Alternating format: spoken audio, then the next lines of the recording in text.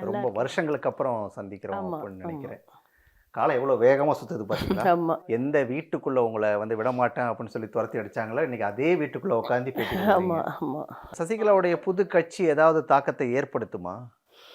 பெருசா தாக்கத்த ஏற்படுத்தும். ஆ. பெரிய எல்லாருக்கும் டஃப் காம்படிஷனே அவங்க தான் இப்போ. ம். விஜய்க்கு, ம். அப்புறம் பாஜகவுக்கு ம். ரொம்ப கஷ்டம். எதுக்காக இப்ப கட்சி ஆரம்பிச்சிருக்காங்க? பொழுது போல இருக்கு. வயசான காலத்தில் ராமகிருஷ்ணன் உட்காரதை விட்டுட்டு ம். தேவையா இதுன்னு யோசித்தேன். வேற எதுவும் யோசிக்கல. பொழுதுபோக்குக்காக ஒரு கட்சி ஆரம்பிப்பாங்களா மேடம்? வேற என்ன இருக்க முடியும்? பணம் நிறைய இருக்குங்க. ஃப்ராங்காக பேசலாமா?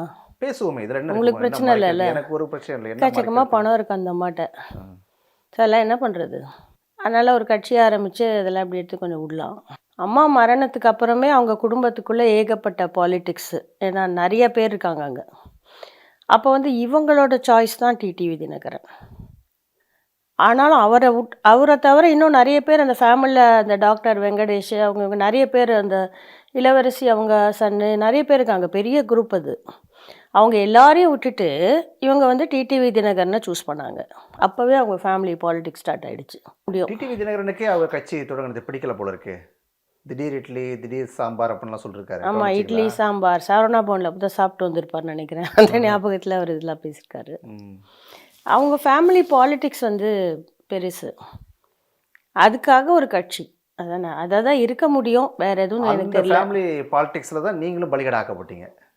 கிடையாது. அப்படி அது சொல்லலாமா? அந்த ஃபேமிலியோட பாலிடிக்ஸில் நான் கிடையாது.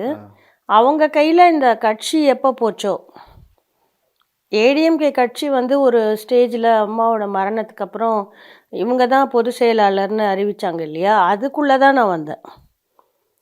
மெயின் ஸ்ட்ரீம் ஏடிஎம்கே பார்ட்டியும் சசிகலாவும் அதுக்குள்ளே நான் இழுக்கப்பட்டேன்.